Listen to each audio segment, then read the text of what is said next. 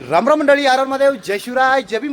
भावनो video आहे तमिळनाडूचा. मी आलोय तमिळनाडूला दर्शनासाठी. पाठीमागा तुम्ही बघा, तुम्हाला दिसत असेल मी आता आहे मदुराईमध्ये. मरुठं जावा, पाऊस आहे म्हणून. चला आता जाऊया रामेश्वरमला. तमिळनाडूमध्ये जातोय आता, भारताच्या लास्ट बॉर्डरला, खूप लांब रामेश्वरमला. चला भावांना, आता घरात बसून बसून बोर झालं म्हणून आम्ही निघलो. केदारनाथची यात्रा पण अशीच झालेली आणि आता रामेश्वरमची, म्हणजे ती पण अशी अचानक मी बाहेर न काय. महादेवाचा आशीर्वाद आहे. महादेव जिथे बोलवतो तिथे आम्ही पोहोचतो. आणखी काल निघालेलो दादरवरनं 8:30 वाजता रात्री, आणि आता वाजले सकाळचे 8, म्हणजे 12 तास झालेत मला गाडीत बसून. खूप लंबा प्रवास आहे. तुम्ही म्हणसाल की भाऊ तुम्ही तिथल्या तिथे ऑफिसला नाही गेले, सांगितलं होतं खूप पाऊस चालू आहे, परंतु मन झालं जायचं, असंच गेलो. रिझर्वेशन नव्हतं, चालू तिकीटमध्ये चाललं आणि जागा वगैरे आहे, भेटली आम्हाला. खिडकीतली सीट वगैरे भेटली. आता निघेल वाटतं गाडी, आणि गाडी संघ माझ्याकडे. मी ना जनरलमध्येच प्रवास करतोय, कारण की एखादी मी देवस्थानला जातोय ना, तर कमीत कमी पैसे खर्च व्हायला पाहिजे म्हणून.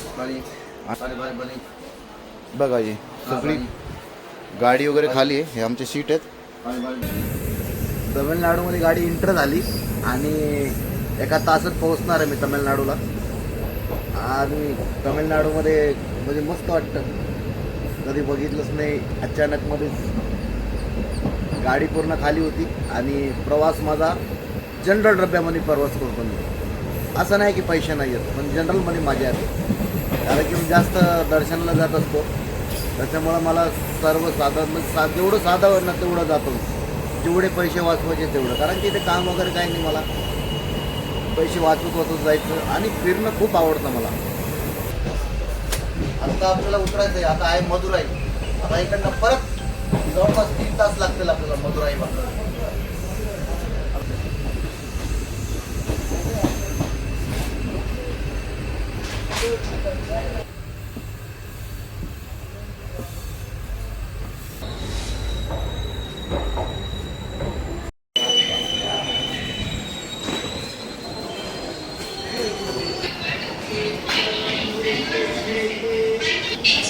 इथं सगळं आता हिंदी येतलं कोणला, आता इथं इंग्लिश आहे. ते दुबईला होतं, बोललं नाही का, थोडं तुटी फुटी इंग्लिश आली मला. इंग्लिशवर चालू आहे काम, बंदे असले आता. इंग्लिश बोलायला लागेल इथं सगळ्याला.